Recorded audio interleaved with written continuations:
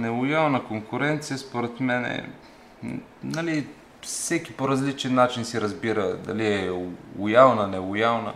Така, в смисъл, това е лошо, че в България тепърва нали, се променя начина на работа, защото повечето от колегите са свикнали да си работят, както преди 15 години, нали, да си седат по ателетата и клиентите да им се могат... Виждам, че пак звъни телефон. Една секунда само. Извинявам се за прекъсването, но пак по работа. Тръгнах нали, да ви казвам нали, относно този вид бизнес, мога вече да го нарека нали, с пълна сила.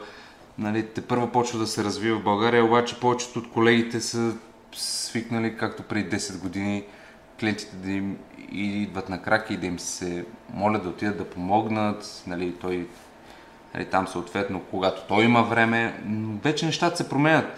Това е хубавото при нас, че почти всичко ние го създаваме. Другите копират от нас, нали? Все пак сме новатори. Това е, че клиента трябва да свикне. Това е аварийна ключарска помощ. Ние се отзоваваме